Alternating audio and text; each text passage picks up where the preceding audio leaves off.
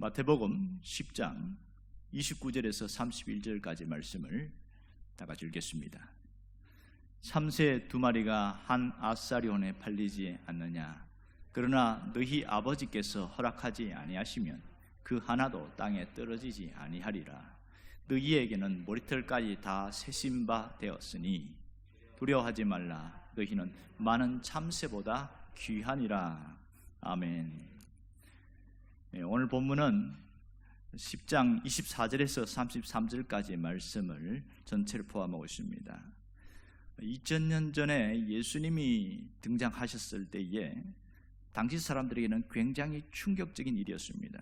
왜냐하면 이 예수님의 가르침이 달랐고 발걸음과 움직임 또 사역이 당시 종교 지도자들과는 확연하게 달랐기 때문입니다. 이 예수님의 가르침은 권세 있는 가르침이었고 그분의 사역은 권세가 있는 이적과 기적의 사역이었습니다. 마태는 예수님의 이 가르침을 한 곳에 모아놓았는데 그것이 5장부터 7장까지 나옵니다. 그 산상수훈이다 이렇게 이야기를 하고 있습니다. 이 말은 산상수훈은 하나님의 백성들이 어떻게 살아야 되는가, 또 하나님의 백성들은 어떤 존재인가 하는 것을 보여주고 있습니다. 그리고 예수님의 그 가르침을 직접적으로 사역으로 행한 부분들이 물론 이어집니다만은 8장부터 10장까지가 가장 실제적으로 나타나고 있습니다. 이제 설교를 하셨는데 어떤 권세로 행하였는지 직접 이적들을 보여주고 있습니다. 8장부터 10장까지는 10가지 이적, 기적들이 나타나고 있습니다. 그러면 당시 종교 지도자들은 예수님을 어떤 생각, 어떤 시각으로 바라보았을까요? 예수님을 자기들과 같은 랍비와 같은 그런 존재로 보았을까? 아니면 누구처럼 선지자 중 하나로 보았을까? 아니면 아주 하찮게 여겼을까? 어떻게 보았을까요? 그들은 예수님을 과연 어떤 대우를 하고 봤을까? 이것이 의문점이 되겠지요. 그러면 당시 지도자들이 예수님이 등장해서 제자들을 데리고 다닐 때에 어떻게 대접했을까요? 오늘 성경에는 그 얘기가 나오고 있습니다. 예수님이 하신 말씀이나 예수님의 사역에 대해서 눈앞에 보여지는 기적이나 탁월한 말씀에 대해서는 인정하고 싶은데 마음으로는 그냥 고개가 끄덕여지는데 표현은 반대로였습니다. 아주 평가절하한 그런 느낌이 많이 듭니다. 심지어 예수님이 귀신을 내쫓고 어마어마한 기적을 행할 때에도 이것은 하나님의 능력이 아니고 귀신의 힘이나 어떤 힘으로 일을 한다 이런 얘기를 합니다. 오늘 본문에 보면 예수님이 하신 일을 바알세불이라 예수님을 향하여 그렇게 말하고 있습니다.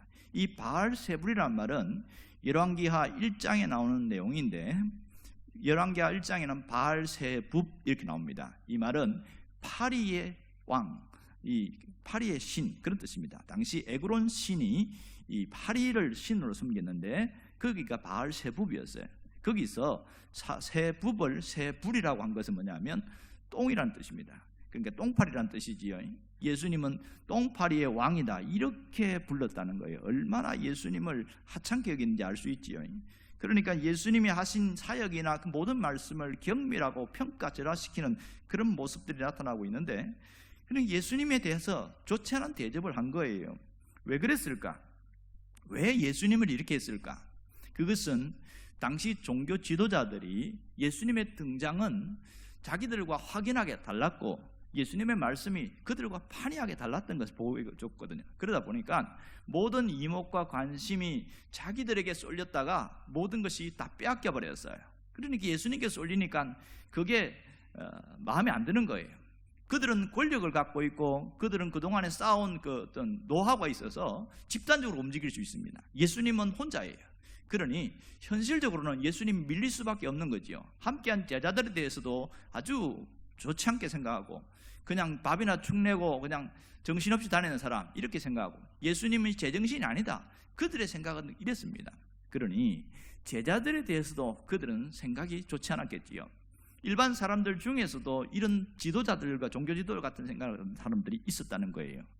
그러면 이 예수님이 이런 대접을 받을 때, 자 보세요. 제자들에게 한 번은 예수님이 이런 얘기를 한 적이 있어요. 둘씩 보내면서 각 동네와 마을을 다니면서 하나님의 나라, 복음에 대해서 얘기해라. 그렇게 해서 받아들이는 사람들에게는 그 집에 들어가고, 그렇지 않은 사람은 신발에 흙이라도 떨어뜨려버리고 나와라, 뭐 이런 얘기를 한 적이 있어요. 그런 걸 가만히 보면 거기서도 어마어마한 기적도 일어났지만 또 거부한 사람들도 상당히 많았다는 것을 알 수 있습니다. 제자들은 예수님을 따르면서 삶이 달라졌어요. 굉장한 변화가 일어났어요. 그러나 사람들이 그 제자들이 변한 것에 대해서 주목하지 않았습니다. 아무도 알고 싶어 하지 않았습니다.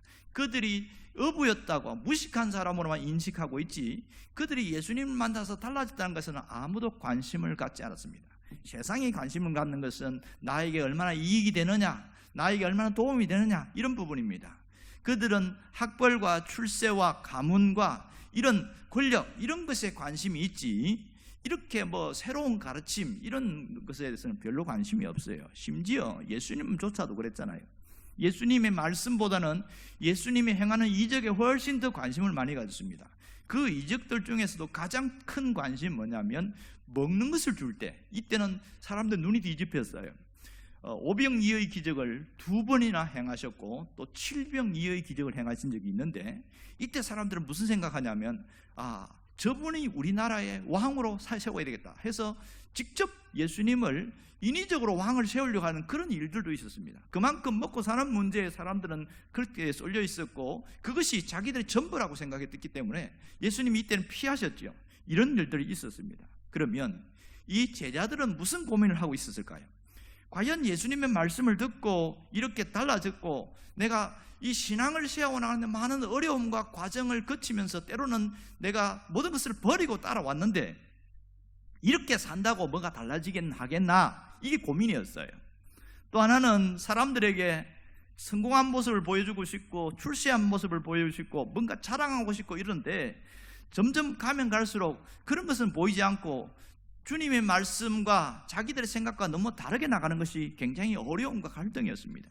심지어 그들이 갈등을 보여주는 게 뭐냐면, 예루살렘으로 갈 때에 자기들끼리 치고받고 싸우잖아요. 뭐 때문에 싸우냐면, 내가 최고의 총리가 될 테니까 너는 내무부 장관하고 너는 외무부 장관하고 이렇게 치고받고 하는데 네가 무슨 능력이 있다고 총리가 한다고 그러냐, 뭐 이러면서 싸우고 하는 일들도 많이 있었단 말이에요. 그만큼 달랐습니다. 그러기에 지금 현실의 문제에서 갈등하고 고민하는 이 제자들에게 뭐라고 그러냐면, 두려워하지 말라, 이렇게 주님이 말씀하십니다. 그러면서 오늘 이들에게 굉장히 그들의 고민들을 드러놓으면서 하나님에 대해서 너희들은 어떻게 이해하고 있냐, 이런 부분을 다시 한번 보여주고 있는 것이 비유입니다. 2가지 비유가 나오지요. 하나는 참새 비유고 하나는 머리털 비유입니다. 오늘 29절에서 30절까지 말씀을 함께 보겠습니다. 참새 2마리가 한 아사리온에 팔리지 않느냐, 그러나 너희 아버지께서 허락하지 아니하시면 그 하나도 땅에 떨어지지 아니하느니라. 자, 30절 봅시다. 너희에게는 머리털까지 다 쇠신바 되었으니. 자, 이렇게 이야기해요. 1차적으로 이것은 제자들에게 하는 이야기였습니다. 그러면서 제자들과 함께 또 따라온 그 무리들에게 또 이야기했습니다. 그러면서 하나님이 누구시냐, 하나님이 무슨 일을 하시냐, 눈에 보이지 않는 그 하나님에 대한 이야기를 하고 있는 겁니다. 결국 여기서 알 수 있는 소중한 진리는 무엇이냐면, 하나님은 우리가 생각한 것보다 자상하시고 굉장히 세심한 분이라는 것을 우리가 깨달아야 됩니다. 내가 걸어온 그 인생의 발자국마다 한 번도 나를 떠나지 아니하시고 내 곁에 나와 함께 하신 하나님의 놀라운 은혜의 손길이 있다는 것을 기억하고 살라는 겁니다. 내가 살아가는 일이나 세상에서는 모든 일이 하나님의 허락하심 속에서 일어난 일이라는 거죠. 지금 세계적으로 일어난 일이나 지금 내가 살아가는 당장 당면의 문제를 할지라도 모든 것이 하나님의 손 안에서, 하나님의 뜻 안에서 이루어졌다는 겁니다. 좀 어려운 표현을 이야기하면 하나님의 섭리 속에서 진행되어진 일이라는 것을 기억하라는 겁니다. 그래서 첫 번째 비유가 뭐냐면 참새 비유입니다.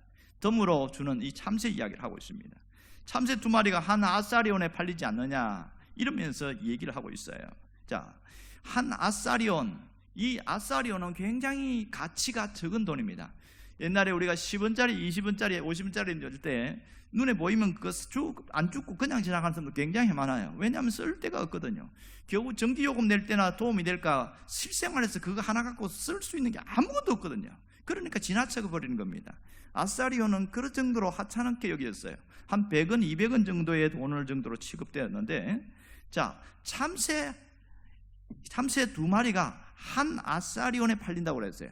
그러면 이 참새가 얼마나 싸구려 취급받았는지 아시겠지요? 참새는 아주 보잘것없는 존재의 상징이었다는 거죠. 두 마리가 한 아사리온에 팔려요. 누가복음 12장에 보면 이런 얘기가 나옵니다. 참새 두 마리가 한 아사리온인데 5마리가 두 아사리온에 팔린다 얘기를 하고 있습니다. 그럼 무슨 뜻입니까? 자, 한 마리에 한 아사리온 2마리, 그러면 그 다음에 두 아사리온에 5마리, 뭐예요? 한 마리 덤으로 준다는 얘기잖아요. 그만큼 참새는 굉장히 보잘것없는 그런 짐승인 것을 알 수 있죠. 굉장히 음식으로 말하면 싸구려 음식이다 이렇게 이야기합니다. 당시 부자들이 소갈비 뜯고 평민들이 양다리 뜯고 이렇게 할 때에 가난한 사람들은 비둘기 다리를 뜯었어요. 근데 정말 가난한 사람들은, 먹을 것이 없는 사람들은 참새 다리 뜯고 있었다, 그런 얘기를 하고 있습니다. 그러면 얼마나 참새가 하찮은지 아시겠지요? 이렇게 덤으로 팔리는 참새, 아주 하찮게 취급하는, 가난한 사람들에게조차도 별 볼일 없는 존재로 취급받는 그 참새를 하나님이 돌보신다는 사실을 잊지 말라, 이걸 얘기하고 있는 거예요. 우리 눈에 보면 별 보잘것없는 그것이, 그러나 하나님이 그것조차도 허락하지 아니하면 하나도 땅에 떨어지지 않는다, 이걸 잊지 말라는 거예요. 여러분, 하나님이 허락하지 않으면 죽고 사는 그 문제도 절대로 함부로 되어지지 않는다는 사실입니다. 여기서 중요한 건 뭐예요? 모든 것은 하나님의 허락하심 속에서 일어나는 일이고, 하나님이 허락하실 때에 모든 것이 움직인다. 또 하나는, 하나님은 정말 보잘것없는 참새조차도 관심을 갖고 있는 자상하신 분이시다, 이걸 우리가 알 수가 있겠지요. 그 다음에는 우리의 머리털을 한번 생각해 보라는 겁니다. 머리숱이 적은 사람들은 늘 머리털에서 굉장히 관심을 갖고 예민해집니다. 특별히 대머리에 거의 가까운 수준에 있는 사람들은요, 머리털 하나 빠지는 거에서 얼마나 신경을 쓰는지. 어느 날 이발소에 갔더니 정말 대머리, 거의 대머리예요. 거의 없어요. 근데 머리숱이 한 5개가 여기 앞에 가운데 있더라고요. 근데 절대로 이건 건드리지 마세요, 그래. 굉장히 길어요. 그거 어떻게 하냐 보니까 머리숱을 이래서 이를 뒤로 싹 넘겨가지고 거의 그걸 빗질 하고 있더라고요. 내가 깜짝 놀랐어요. 그런데요, 이렇게 머리털이 없는 이런 사람도 자기 머리에 머리카락이 지금 몇 개가 심겨 있는지 세보는 사람 아무도 없습니다. 아무도 없어요. 숱이 많은 사람은 더더욱 셀 수도 없고요. 궁금해서 한번 찾아봤지요. 도대체 사람의 머리털이 몇 개나 있을까? 이게 서양 사람하고 동양 사람은 다 다르더만요. 서양 사람 중에 이 황금 머리털 갖고 있는 사람은 14만 5천 개의 머리털을 갖고 있어요. 굉장히 많더만요. 보통 이제 검은 머리 동양 사람들은 12만 개가 있습니다. 그리고 가끔 붉은 머리털을 갖고 있는 분은 약 한 9만 개, 이렇게 각각 다르더라고요. 사람마다 다 다를 수 있지만 대략 이렇더라, 이 얘기를 하고 있는 것이지요. 자, 이렇게 머리털까지 하나님 세신다. 그럼 어떤 분이, 하나님 진짜 할 일도 없으신갑다, 세상에 사람도 안 세보는 머리털을 하나님 직접 세우고 계신다, 이렇게 생각하는 사람 정말 어리석은 사람이지요. 이 무슨 뜻일까요? 하나님이 우리 머리털까지 세신다는 것은 아무도 관심 갖지 않는 영역, 외면당한 영역, 그 세심한 부분까지도 하나님은 관심을 갖고 계신다, 이런 뜻입니다. 여러분, 누구나 사람에 대해서도 마찬가지겠지요. 사람이 뭔가 갖고 있거나 뭔가 잘생기거나 대단히 잘났거나 뭔가 배경이 좋거나 이런 사람들에게는 모두가 관심을 갖고 있지만, 길에서 잠을 자고 있고 그리고 옆에 가까이 가면 냄새나고 이런 사람은 오히려 깊이 대상이고 아무도 관심 갖지 않아요. 그러나 하나님은 비록 외적으로 그런 사람이나 또 내면이 썩어 문드러져 있는 사람들이 있어요. 그런 사람조차도 하나님은 남들은 관심 안 갖는데 하나님은 관심 갖고 있다, 이 얘기를 하고 싶으신 것이죠. 여러분, 우리가 오늘 31절 말씀을 잘 기억해야 됩니다. 31절에 이렇게 나옵니다. 자, 두려워하지 말라, 너희는 많은 참새보다 귀하니라, 이렇게 나옵니다. 설교를 준비하면서 어떤 분이 글을 올린 거 보고 내가 웃었어요. 그 연말 보다 보면 가끔 어떤 교회들 보면 한 해의 말씀에 성경 구절을 뽑잖아요. 그런데 어떤 한 집사님이 성경 구절을 뽑았는데 딱 이 말씀이 뽑힌 거예요. 두려워하지 말라, 너희는 많은 참새보다 귀하니라. 얼마나 마음에 실망이 됐든지 세상에 내가 한 해 살아가면서 이 말씀을 갖고 이렇게 막 집어 던졌대요. 화가 나가지고. 그래서 한 달을 1월 달을 늘 막 마음이 시무룩해가지고 이왕이면 뭐 내와 너가 함께하리라 뭐 이런 말씀을 주셔야지 뭐 이게 뭐냐고. 그러면서 하나님은 왜 나는 이런 말씀을 갖고 살으려고 참새보다 귀하냐 이게 뭡니까 이러면서 했대요. 그런데 그가 그래도 마음이 신실한 분이라서 마음의 순간에 낙심은 왔지만 그래도 하나님 뜻이 있겠지 그런 생각하고 하루하루 살아가는데 6개월이 채 안 가서 이 뜻을 알게 된 거예요. 하나님이 참새보다 귀하다는 것이 뭔지를 깨닫게 됐고 삶의 현장에서 느끼게 되어진 거지요. 하나님이 얼마나 세심하게 너를 관심을 갖고 돌보고 있는지 아느냐 그걸 깨닫는 거예요. 그때부터 눈물을 이제 펑펑 쏟는 거예요. 야, 나 같은 이런 사람도 주목하지 않는 나 같은 사람에게 하나님이 특별히 관심을 갖고 있구나. 거기에 막 감동해가지고 신앙생활 자체가 막 달라지기 시작하는 거예요. 여러분 사람은요 이렇게 자기가 깨달은 만큼 달라지게 되어 있는 거예요. 여러분 우리가 하나님의 은혜의 손길 속에 있다는 걸 우리가 깊이 깨닫기를 원합니다.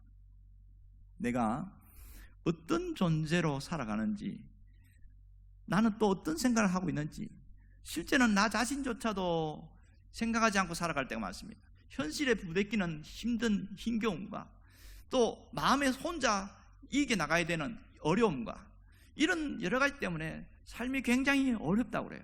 그래서 결국은 사는 게 힘들다. 이 표현이 성경에는 두려워하지 말라 이런 표현입니다. 그 결국 무슨 두렵다는 뜻이죠. 모든 두려움 속에 걱정, 근심과 염려가 다 파생돼 나오니까요. 그런데 주님은 그럴지라도 두려워하지 말라는 거죠. 먹고 마시는 일 때문에 그런 문제 때문에 힘이 들더라도 두려워하지 말라 이 얘기를 하고 있습니다. 왜 그렇습니까? 하나님이 계시기에 두려워하지 말라는 겁니다. 오늘 여기서 보여주시는 하나님 우리에게 주신 놀라운 교훈들이 있어요. 이 참새 이야기와 머리털 이야기를 통해서 하나님이 우리에게 주시는 게 뭔지 아세요? 사람의 가치는 참새보다 훨씬 더 귀하다는 겁니다. 그런데 사람이 자기 가치를 알아야 가치 있게 산다는 거예요. 아무리 재능이 있고 대단하고 귀한 존재로 살아도 자기 가치를 깨닫지 못하면 그 가치 있게 살지 못한다는 겁니다. 제가 이북으로 이렇게 책을 읽고 있는데 읽어주면 듣고 이렇게 하는데 깜짝 놀란 거는 너 왜 이렇게 못생겼냐? 그 한마디가 자기 상처가 돼가지고 내가 정말 못생긴 사람이구나.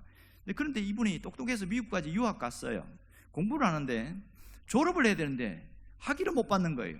자기에게 대한 콤플렉스, 그 말 한마디에 대한 그것 때문에 나는 잘 못해, 나는 못생겨서 나는 할 수가 없어, 그것 때문에 아무것도 못하는 거예요. 그런데 한 미국에 있는 한 잘생긴 어떤 여자분이 와갖고 당신은 생각한 것보다 훨씬 잘생기고 똑똑합니다. 그 말 한마디에 충격을 받고 야 내가 그런 사람이 아니구나 하고 싹 바꿨어요. 그 다음 해에 바로 학위 받았잖아요. 이분이 문동환 박사였습니다. 깜짝 놀랐어요. 야, 내 가치를 깨닫는 순간 사는 게 확 달라지더라는 겁니다. 아무리 너는 대단한 존재고 너는 귀한 존재고 너는 특별한 존재고 그렇게 말해봐야 내가 깨닫지 못하면 아무 소용이 없더라. 사람은요 깨달은 만큼 살아가게 되어 있어요. 깨달은 만큼 달라지게 되어 있습니다. 몰라서 못 사는 게 아니에요. 내 안에 진정한 깨달음이 없기 때문에 그렇게 살아갈 수 없는 거예요. 이게 문제입니다. 그러므로 사람이 다르게 살기를 원한다면 내 안에 진정한 깨달음이 있어야 돼요. 오늘 그 중에 무슨 깨달음이 있어야 됩니까? 나의 가치, 나의 소중한 가치에 대한 그 깊은 깨달음이 있어야 삶이 확 달라지는 겁니다. 나의 가치를 진짜 깨달으면 사고방식이 달라져요. 삶의 방식이 달라져요. 모든 것이 확 달라지게 되어 있습니다. 심지어 신앙생활도 달라지게 되어 있습니다. 내가 사는 것은 하나님을 영화롭게 하는 거야 이러면서 어떻게 하든지 하나님을 영화롭게 하는 일에 모든 관심과 초점을 두고 그렇게 살아가려고 한다니까요. 이렇게 사람이 달라져요. 그러면서도 늘 예배당 오는 게 즐겁고 늘 아침에 일어나서 기도하는 것도 힘들지만 그래도 난 감사하고 말이나 행동이나 얼굴 표정이나 확 달라졌어요. 늘 인상 찌그러지고 조금만 일에 예민하고 짜증내고 화내고 뭔가 막 잡아먹을 듯이 그렇게 하는 사람이 자기 생각이 달라지니까, 내 가치를 발견하고 나니까 그럴 수도 있지, 그러면서 너그러워지더라는 거예요. 인상 쓰던 그 사람이 처음부터 얼굴을 활짝 웃으면서 오늘 좋은 날입니다 이러면서 이제 나오고, 그러니 상대방이 얼마나 기분이 좋겠어요. 왜 이렇게 달라졌을까요? 그에게 내면에 깨달음이 있기 때문에 그렇습니다. 깨달음, 이것이 우리를 바꾸는 능력입니다. 오늘 우리는 어떻게 살아가고 있습니까? 현재 어떻게 살고 있고 앞으로 어떻게 살기를 원하십니까? 수많은 사람들이 여러 사람들을 만나고 여러 가지 책을 접하고 이렇게 하지만, 또 성경도 읽고 하지만, 하나로 정리하면 사람은 생각하는 만큼 살아간다, 그렇게 말할 수 있습니다. 그 생각의 크기만큼 살아가더라는 거예요. 자기 삶에 대해서, 자기 미래에 대해서, 자기 성장에 대해서 자기가 생각한 만큼 노력하고 집중하고 달려가더라는 겁니다. 유명한 그 현대 경영학의 아버지라고 불리는 피터 드러커 박사 있지요. 93세인가 나이 오래돼서 돌아가셨는데, 이분이 한 말 중에 이런 말이 있더라고요. 사람은 꿈의 크기만큼 자란다. 사람들은 스스로 설정한 기준, 즉 자신이 성취하고 획득할 수 있다고 생각하는 바에 따라서 성장하더라. 자신이 되고자 하는 기준을 낮게 잡았다면 그는 더 이상 성장하지 못하고, 반면에 자신이 되고자 하는 목표를 높게 잡았다면 그는 위대한 존재로 성장하더라. 그분이 한 말이에요. 그러니까 내가 생각을 바꾸면 사는 방법이 달라지고, 사는 방법이 바꾸니까 삶의 질이 달라지더라, 이런 얘기가 되겠지요. 사람만 그런 게 아니고 짐승도 그래요. 인도 코끼리 훈련시키는 걸 가만히 제가 읽어봤는데, 참 어릴 때부터 코끼리가 이제 성장하면 얘를 이제 조련시켜서 이제 사람들 사이에서 부려먹으려고 하면 어떻게 했냐면, 나무에다가 발하고 이렇게 해서 밧줄을 묶어 놓는데요. 어린 코끼리가 큰 나무에다 묶여 있으니까 이 자기가 늘 막 돌아다니는데 묶여 있으니까 얼마나 불편합니까? 그래서 나가려고 하면 확 줄이 잡당기니까 나중에는 이렇게 피가 나잖아요. 아프니까. 이걸 수십 번, 수백 번 반복하다 보면 무슨 생각하는지 압니까? 요만큼밖에 나는 못 가. 딱 그것이 3m인지 5m인지 딱 그 경계선만큼만 간다는 거예요. 그런데 어른이 됐어요. 어른 코끼리 됐는데 한 수톤이 된데도 불구하고 자기보다 훨씬 힘이 약한 나무에다가 딱 묶어놓지요. 안 움직입니다. 심지어 저 나무를 쓰러뜨리고 가겠다는 생각조차도 안 하는 거예요. 왜 이렇게 됐냐? 이것은 후천적 무력감을 습득했기 때문이다, 이렇게 말합니다. 내가 이렇게 더 이상 나갈 수 없어, 나는 안 되는 거야. 이것이 오랜 시간 동안 반복되고 반복해서 그 생각이 딱 굳어졌다는 거예요. 그래서 어른들이 훈련을 시키고 데리고 다니고 이렇게 한다는 겁니다. 여러분, 우리도 이렇게 살아가는 사람이 얼마나 많은지 모릅니다. 자기가 생각하는 사고의 크기만큼만 살아가더라는 거예요. 사고의 크기, 더 이상의 생각은 안 하려고 그럽니다. 사람이 살면서 누구나 후회는 다 합니다. 안 하는 사람은 거의 없습니다.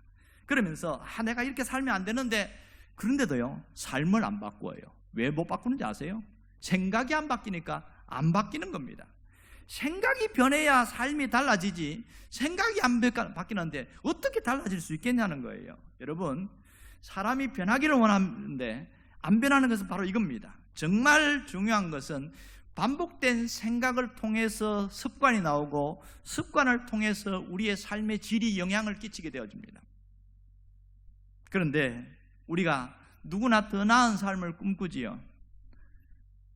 더 나은 삶, 갖지 못한 사람은 더 나은 것을 가지려고 꿈을 꾸고 있고, 집이 없는 사람은 집을 가지려고 꿈을 꾸고 있고, 가진 것이 적거나 없는 사람은 더 많이 가지려고 굉장히 노력하고 꿈을 꾸고 그렇게 살아갑니다. 불행하게 살아온 사람은 행복한 삶을 살기 위해서 그렇게 꿈을 꾸고 그렇게 살아갑니다. 평수가 좁은 사람은 더 넓은 평수에 살기를 꿈을 꾸고 그렇게 살아갑니다. 모두가 자기가 더 나은 삶을 꿈꾸고 있지만 그것을 이룬 사람들은 소수의 사람들이더라. 왜 그럴까요? 변화를 위한 몸부림, 변화를 위한 움직임이 없는 거예요. 생각만 하고 있으니까 희망사항이 돼버리는 거야. 한두 번 해보다가 안 되는 거야, 원래 나는 못해, 이러고 탁 주저앉아 버리니까 아무런 변화도 일어나지 않더라는 거예요. 왜 그렇습니까? 내가 변화되지 못하는 것은 내 생각이 바뀌지 않았다는 걸 생각하지 않고 환경이 문제고 사람이 문제고 그 다음에 부모가 문제고 또 국가 경제가 문제고 대통령이 문제고 자꾸 문제를 남의 탓하다가 나중에 못하면 자기 신세 한탄하고 내가 문제고 이렇게 일하는 거예요. 내가 뭐가 문제인지도 몰라. 문제는 내 생각을 바꾸지 않은 이상 절대로 달라지지 않는다는 사실입니다. 여러분, 인생은 자기의 생각의 변화만큼 달라지게 되어 있습니다. 신앙생활도 마찬가지예요. 모든 신앙생활이나 생각, 행동이나 패턴이나 모든 것이 어떻게 달라진지 아세요? 그가 생각을 바꾼 만큼만 움직이게 돼 있어요. 새벽기도 나오는 게 힘들지만 내가 새벽기도를 가야 되겠다, 그렇게 딱 마음을 먹고 내가 가야 산다 이러면 힘들도 죽어도 기어서 나오더라고요. 생각만큼 바뀐다니까요.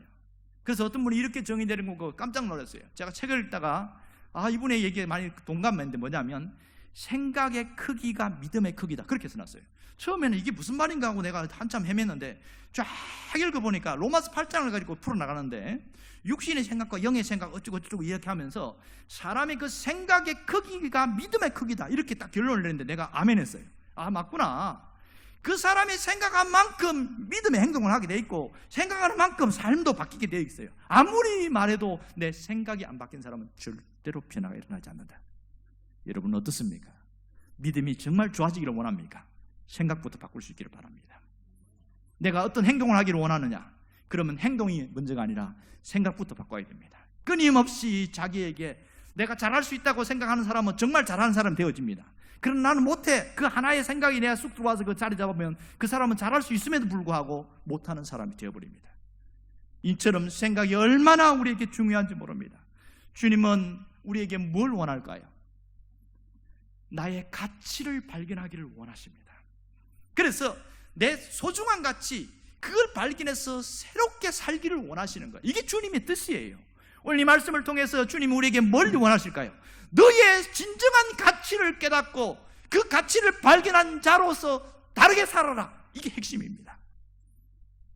똑같이 살지 말고, 지난번과 똑같이 살지 말고 이젠 다르게 살아라는 거예요. 어떻게 다르게 살아요? 나의 가치를 발견해야 다르게 살 수 있는 거 아니에요? 내 가치가 얼마나 소중한지를 발견해야 다르게 살지, 그게 안 되어지는 겁니다. 여러분, 아는 것과 발견한 것은 다릅니다. 안다는 것은 지식이에요. 많은 것을 들어서 또 생활해서 많이 알 수는 있어요. 안다고 사람 바뀌는 거 아닙니다. 발견해야 됩니다. 발견이라는 것은 경험이요, 체험이요, 내가 깨달음입니다. 그럴 때에 내 삶이 달라지는 거예요. 여러분, 어디서 내 존재 가치를 발견해야 됩니까? 나의 존재 가치는 하나님 안에서 발견해야 됩니다. 하나님 안에서 나의 소중한 가치를 발견해야 비록 진정한 나의 모습을 깨달을 수 있다는 겁니다. 세상에 있는 것이나 내가 가진 것으로 나의 가치를 발견한다면 상당히 어리석은 일이에요. 불가능한 일이거든요. 세상에 있는 사람들은 당장 눈앞에 보이는 것으로 가치를 인정하지 내 안에 있는 잠재되어 있는 것은 절대 인정하지 않습니다. 여러분, 진정한 나의 가치는 하나님 안에 있습니다. 그 안에서 나를 발견할 수 있기를 바랍니다. 하나님이 나를 어떤 존재로 보고 계시냐? 하나님이 나를 어떤 존재로 보고 계시냐? 천하보다 귀한 존재다, 성경에 써 있거든요. 그렇지만 정말 그걸 믿고 아멘하고 움직이냐고요? 안 움직이는 거거든요. 천하보다 귀한 존재라고 말해도 뭐 성경에 나온 얘기지 뭘. 너는 보배롭고 존귀한 존재야, 뭐 성경에 나온 얘기지 뭘.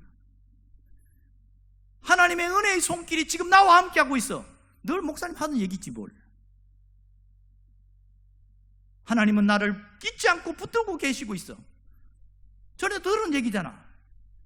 이런 사람에게 무슨 변화가 일어나겠어요? 그 말씀이 내 안에서 확 박혀있을 때에 그때부터 변화가 일어납니다.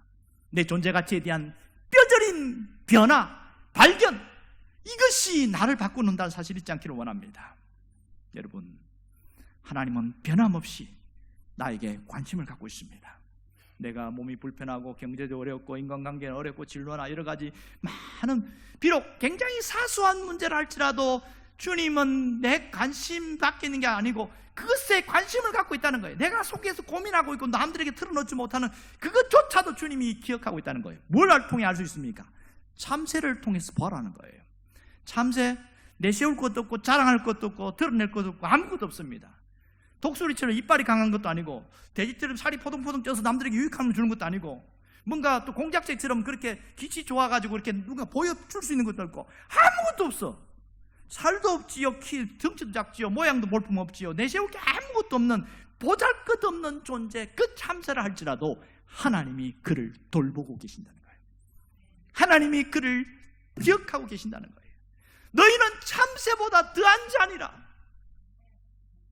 이걸 잊지 않기를 원합니다. 어떤 분이 그랬더니 이런 도전적인 질문을 하는 거예요. 아니, 참새 그렇게 귀하고 돌보면 왜 사냥꾼 포수한테 잡히고 뱀한테 잡혀먹고 왜 이렇게 죽고 있냐고. 여러분 뭐라고 대답해야 됩니까? 우리 머리털이 그렇게 귀하고 하나님 세신받는다면 그럼 왜 어떤 사람 백발이 되고 어떤 사람은 머리털 때문에 맨날 고민하고 있고 왜 이렇게 만드십니까? 이러면서 더 질문하는데 여러분 같으면 뭐라고 이야기할 것 같아요? 이건 하나님을 몰라서 하는 얘기예요. 하나님이 세심하게 돌보고 있다는 것은 뭐냐면 모든 것이 하나님의 허용한 테두리 안에 있다. 이것을 섭리다. 이렇게 말하는 겁니다. 섭리는 두 가지 있는 거 아시지요? 비상섭리가 있고 허용적 섭리가 있습니다. 비상섭리라는 것은 성경에 나오는 특별한 이적과 기적, 초자연적인 계시 이런 걸 통해서 나타나는 것을 비상섭리, 이걸 섭리라고 그러고, 허용적 섭리는 우리의 모든 삶 가운데, 환경 가운데 그 일어나는 일들을 허용하고 계신다는 거예요. 심지어 마귀의 시험도 허용하고 내가 잘못된 길로 가도 하나님의 허용 안에 있기 때문에 허용되어 있다는 거예요. 그러나 돌이키고 깨달을 때 다시 한번 하나님이 그걸 또 합력해서 선을 이루시는 것, 이게 허용적 섭리예요. 모든 것이 합력하여 선을 이루느니라. 허용적 섭리라는 겁니다. 여러분, 하나님이 우리를 결코 잊지 않으신다는 사실에 주목할 수 있기를 바랍니다. 하나님이 우리의 작은 일에도 관심을 갖고 있다는 사실을 잊지 않기를 원합니다. 누가복음 12장 6절을 다시 한번 함께 보겠습니다. 다 같이요. 참새 5마리가 2아사리온에 팔리는 것이 아니냐. 그러나 하나님 앞에서는 그 하나라도 잊어버리시는 바 되지 아니하는도다. 할렐루야. 그 하나라도 잊어버린 바 되지 않는다. 이 보잘것없는 참새 하나도 덤으로 주는 참새라도 하나님이 잊지 않으시는데, 하물며 우리가 보배롭고 존귀한 자고 천하보다 귀한 생명이고 하나님의 손길로, 은혜의 손길로 붙들고 있는 우리가 얼마나 하나님이 집중적으로 관심을 갖고 보살피고 있겠냐는 거예요. 이 사실을 잊지 않기를 원합니다. 오늘 내가 하나님의 은혜의 손길 속에 있다는 것을 잊지 않기를 원합니다. 때로는 내가 마음에서 하나님을 밀어내고 내 삶에서 하나님을 밀어내고 내가 신앙적으로 제대로 못 살고 그래서 늘 하나님의 죄인 같은 모습으로 나왔다 할지라도 하나님은 그 속에서도 여전히 품고 있다는 사실을 잊지 않기를 원합니다. 하나님이 기억하고 있고 기다리고 있다는 거예요. 그러므로 하나님의 의로 만지심이 있고 하나님의 사랑의 손길이 있고 하나님의 따뜻한 보호가, 그걸 아는 사람은요, 죄지어도 예배당에 나옵니다. 창피해도 예배당에 나온단 말이에요. 왜요? 하나님을 아니까. 여러분이 이 하나님을 깨달을 수 있기를 바랍니다. 그러기에 우리가 사람들의 평판에 너무 쏠리지 않기를 원합니다. 사람들이 어떻고 저떻고 누가 어떻고 저떻고 거기에 너무 귀 기울이지 않기를 원합니다. 내 평가는 하나님이 하시는 것이지 저 사람이 평가하는 것이 내 기준이 아니라는 거예요. 아멘이십니까? 하나님의 평가에 나를 그렇게 아멘하고 받아들이지 왜 사람들의 평가, 주변 사람 평가에 나를 그렇게 거기다 갖다 맞추냐고요. 그러니 내가 위축되고 내가 늘 힘을 써주지 못하는 것이죠. 사람들이 나를 무시하고 나를 하찮게 평가한다고 내가 그런 존재입니까? 아니잖아요. 하나님이 내가 존귀한 자라고 그러면 아멘하고 나는 이런 자야. 너는 그렇게 생각할지 몰라도 하나님은 나를 이렇게 존귀한 자로 여기고 있어. 특별히 보배로운 자고 하나님인 귀한 존재를 쓰고 있어. 이렇게 받아들이기를 원합니다. 하나님은 내 아픔도 아시고 내 고통도 아시고 내 사정도 아시고 남들 모르게 고독의 눈물을 흘리고 있는 것도 아십니다. 정말 사소한 것까지 하나님이 나를 기억하실까? 그것조차도 기억하고 있다는 사실입니다. 이 사실을 한다면 내가 어떻게 살까요? 어떻게 살까요? 후회하고 걱정하고 두려워하고 그 속에 빠져있지 않고 다시 일어섭니다. 오늘 하루를 기쁨으로 살아야지, 감사함으로 살아야지, 즐겁게 살아야지. 그리고 일어나는 거예요. 사랑하면서 살아야지. 사람이 오늘을 살아가는 것이 달라지게 되어집니다. 그것은 하나님이 바라보는 잣대로 나를 보고 하나님이 평가하시는 대로 나를 봤기 때문에 그 사람이 그렇게 살아가는 겁니다. 하나님은 지금도 나를 기억하고 있습니다. 지금도 나를 돌보시고 있습니다. 미래에 대한 암담함과 두려움에서 벗어날 수 있기를 바랍니다. 현실의 벽 앞에서 좌절하고 있을 때 일어날 수 있기를 바랍니다. 이제는 오늘 내 삶을 이끌으시는 하나님의 은혜의 손길만 붙들고 오늘도 승리할 수 있기를 주의 이름으로 축원합니다. 함께 통성으로 기도하겠습니다. 눈앞에 있는 현실 때문에 우리는 좌절하고 낙담하고 주저앉을 때가 얼마나 많은지 모릅니다. 하나님 안에서 내 존재 가치를 다시 한번 깨닫고 환경도 일어서고 현실도 일어서고 나를 일으키는 자로 살아갈 수 있도록 도와주시옵소서. 믿음의 눈을 들어서 주님이 나를 어떻게 이끌어 가시는지를 보게 하여 주시고 내 삶을 이끌어 가시는 은혜의 손길을 붙들고 오늘도 승리하며 나가게 하여 주옵소서. 예수님의 이름으로 기도합니다.